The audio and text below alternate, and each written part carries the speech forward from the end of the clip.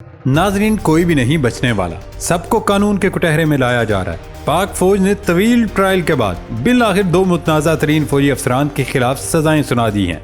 پاک فوج نے 2 ریٹائرڈ افسران عادل فاروق راجہ اور حیدر رضا مہدی کو کورٹ مارشل کے ذریعے سزا سنائی ہے۔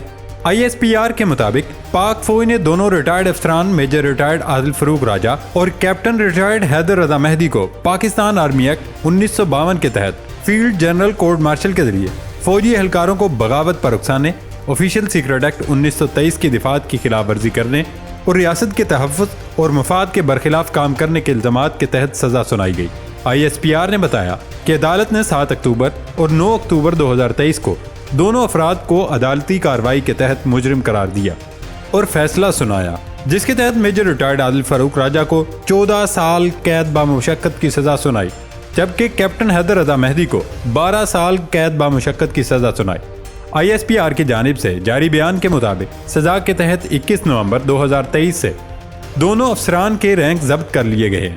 آپ کو بتاتے چلیں کہ سابق فوجی افسر عادل راجہ گزشتہ سال پارلیمنٹ میں تحریک عدم اعتماد کے ذریعے پاکستان تحریک انصاف یعنی PTI کی حکومت کے خاتمے کے بعد برطانیہ چلے گئے تھے۔ عادل راجہ اپنے اسٹیبلشمنٹ مخالف بلاگز اور سوشل میڈیا پوسٹ کی وجہ سے سرخیوں میں رہتے ہیں۔ وہ ایکس پر سرگرم ہیں اور سابق وزیر اعظم عمران خان کے بھرپور حامی ہیں۔ عادل راجہ نے کئی حاضر سروس فوجی افسران کے نام لیتے ہوئے ان پر حکومت کی تبدیلی کی سازش کے الزامات لگائے ہیں۔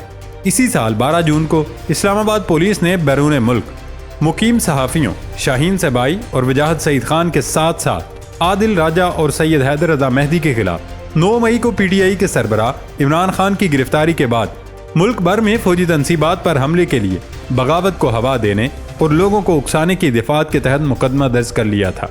FIR میں شکایت کنندہ محمد اسلم نے کہا تھا وہ 9 مئی کو دارالحکومت کے علاقے G11 سے گزر رہے تھے۔ انہوں نے 20 سے 25 لوگوں کو دیکھا جو عادل راجہ، وجاہت سعید خان، سید حیدر رضا مہدی اور شاہین صہبائی کے ٹویٹس اور ویڈیو پیغامات کے سکرین شاٹس شیئر کر رہے تھے۔ دوستو، گزشتہ ماہ 9 مئی کو نیب نے PTI کے سربراہ عمران خان کو پیراملٹری فورس رینجرز کی مدد سے القادر ٹرسٹ کیس میں گرفتار کیا تھا، جس کے بعد ملک بھر میں ہوئے پرتشدد احتجاج کے دوران املاک کی توڑ پھوڑ جلاؤ گراؤ دیکھنے میں آیا۔ اس واقعے کے بعد فوج نے اس دن کو ملک کی تاریخ کا ایک سیاہ باب قرار دیا تھا اور توڑ پھوڑ میں ملوث تمام افراد کو انصاف کے کٹہرے میں لانے کا عزم کیا تھا۔ بعد میں مزید سخت قدم اٹھاتے ہوئے حکومت نے سول اور فوجی تنصیبات پر حملے اور آتش زنی کرنے والوں کو پاکستان آرمی ایکٹ اور آفیشیل سیکرٹ ایکٹ سمیت متعلقہ قوانین کے تحت انصاف کے کٹہرے میں لانے کا فیصلہ کیا۔ اس فیصلے کے ایک قومی سلامتی کمیٹی نے بھی توثیق کی تھی، جو کہ قومی سلامتی کے امور کے لیے ملک کا اعلیٰ ترین فورم برائے رابطہ کاری ہے۔ ناظرین، آپ کے ساتھ ایک اور بڑی خبر بھی شیئر کر دیں کہ نگران وزیر اعظم انوار الحق کاکڑ کو عہدے سے ہٹانے کے لیے لاہور ہائی کورٹ میں درخواست دائر کر دی گئی ہے۔ درخواست گزار کے مطابق انوار الحق کاکڑ کی تقرری 90 روز کی مدت 15 نومبر کو مکمل ہونے کے بعد غیر مؤثر ہو چکی ہے، لہٰذا آئینی طور پر انوار الحق کاکڑ نگران وزیر اعظم نہیں رہے۔ درخواست میں موقف اختیار کیا گیا۔ نگران وزیر اعظم کی مدت میں الیکشن کمیشن نے توسیع نہیں کی۔ عدالت نگران وزیر اعظم کو عہدے سے ہٹانے کا حکم جاری کرے۔ دوسری جانب صدر مملکت عارف علوی کے خلاف سپریم کورٹ میں درخواست دائر کر دی گئی ہے۔ عدالتی عظمیٰ سے صدر کو کام سے روکتے ہوئے ان کے خلاف کارروائی کرنے کی استدعا کی گئی ہے۔ غلام مرتضیٰ نامی شہری کی جانب سے دائر درخواست میں موقف اختیار کیا گیا کہ صدر عارف علوی نے اختیارات کا غلط استعمال کرتے ہوئے عہدے کی تضحیق کی۔ درخواست کے متن میں کہا گیا کہ صدر پوری قوم کا ہوتا ہے، نہ کہ ایک سیاسی جماعت کا۔ انہوں نے صدارتی دفتر PTI سیاسی سرگرمیوں کے لیے وقف کر رکھا ہے۔ درخواست کے مطابق عارف علوی غیر آئینی اقدام کے بھی مرتکب ہوئے۔ عام انتخابات کی تاریخ دینا صدر کا کام تھا، مگر انہوں نے تاریخ نہیں دی۔ وہ غیر قانونی طور پر اسمبلی تحلیل کے مرتکب ہوئے ہیں۔ صدر نے آرٹیکل 5 کے تحت آئین پر عملداری کو یقین نہیں بنایا۔ انہیں بطور صدر کام کرنے سے روکا جائے اور آئین کی خلاف ورزی پر کارروائی کی جائے۔ شہری نے صدر مملکت عارف علوی کے خلاف دائر درخواست میں صدر اور وزارت قانون کو فریق بنایا گیا۔ دوستو، ایسا لگتا ہے ملک میں ایک زبردست قسم کا بھونچال آنے والا ہے۔ سیاسی طور پر تو پہلے سے ہی محاذ گرم ہے، لیکن ابھی عسکری محاذ بھی گرم ہو رہا ہے۔ دوسری طرف عمران خان کے خلاف بھی کارروائیاں تیز ہو گئی ہیں۔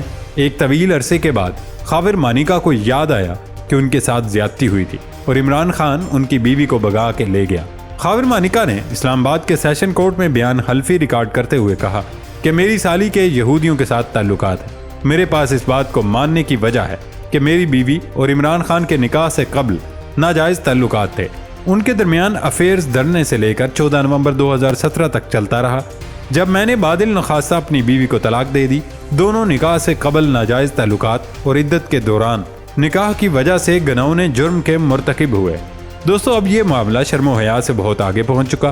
کیس جو عدالت کے سامنے خاور مانیکا لے کر گیا وہ صرف اس حد تک ہے کہ نکاح عدالت میں ہوا، اس لیے عمران خان اور بشرا بیوی کو سزا دے۔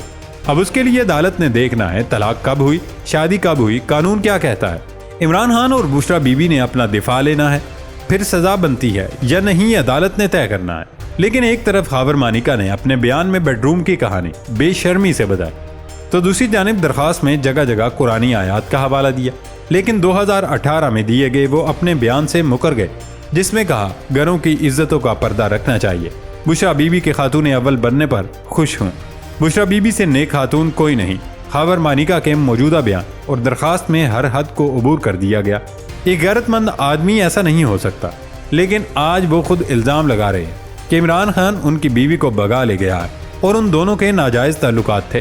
لیکن دوستو، اس پورے معاملے میں دلچسپ بات یہ ہے کہ خاور مانیکا کا استغاثہ بھی اسی جج کے پاس لگا ہے جس نے کالی جلد سماعت کی درخواست منظور کر کے حنیف کا اسی نوعیت کا استغاثہ بصیغہ واپسی خارج کیا۔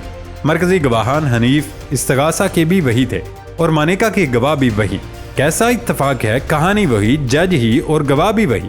خیر، سب آپ کے سامنے ہیں، آپ خود بہتر فیصلہ کر سکتے ہیں۔ ناظرین، اب کچھ بین الاقوامی خبروں سے بھی آپ کو آگاہ کر دیں۔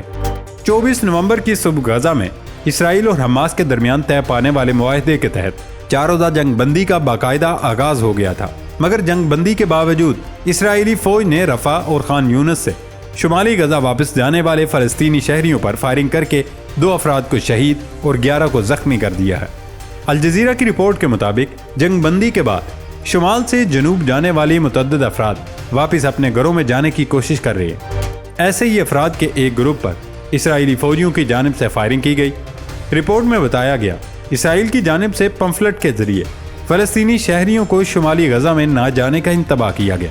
ان پمفلٹس میں لکھا ہے کہ غزہ میں جنگ ابھی ختم نہیں ہوئی اور شمالی غزہ ایک جنگی علاقہ ہے جہاں شہریوں کو جانے سے گریز کرنا چاہیے۔ ایسے میں اسرائیلی وزیر دفاع حماس کو پیغام دیتے ہوئے کہا ہے کہ 4 روزہ جنگ بندی کے بعد لڑائی شدت سے دوبارہ شروع ہو جائے گی۔ وزیر دفاع کا کہنا تھا کہ جنگ بندی ختم ہونے کے بعد شدت سے لڑائی جاری رہے گی، حماس پر مزید یرغمالیوں کی رہائی کے لیے دباؤ ڈالیں گے۔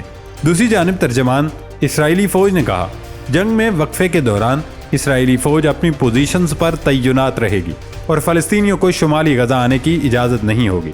غزہ کے شہری شمال سے جنوب کی طرف جا سکیں گے، جس کا مطلب یہ ہے کہ ابھی اسرائیلی فوج آرام کر رہی ہے لیکن جنگ دوبارہ شروع ہو سکتی ہے۔ ادھر افغانستان میں بھارت میں اپنا سفارتخانہ مستقل بنیادوں پر بند کر دیا ہے۔ غیر ملکی میڈیا کے مطابق افغانستان میں بھارت میں درپیش چیلنجز کے باعث اپنا سفارتخانہ مستقل بنیادوں پر بند کیا ہے، جس کی تصدیق افغانستان کی جانب سے بھی کی گئی۔ دونوں ملکوں کے درمیان سفارتی جنگ کافی عرصے سے چل رہی ہے، لیکن ابھی سب کچھ واضح ہوتا جا رہا ہے کہ افغانستان کسی طرح بھارت سے جان چھڑانا چاہتا ہے۔ دعوے یہ بھی کیے جا رہے ہیں کہ افغانستان بھارت کے ساتھ جنگ کی تیاری کر رہا ہے، لیکن تاحال کسی آزاد ذرائع نے ان دعووں کی تصدیق نہیں کی۔ آگے دیکھتے ہیں کہ کیا ہوتا ہے۔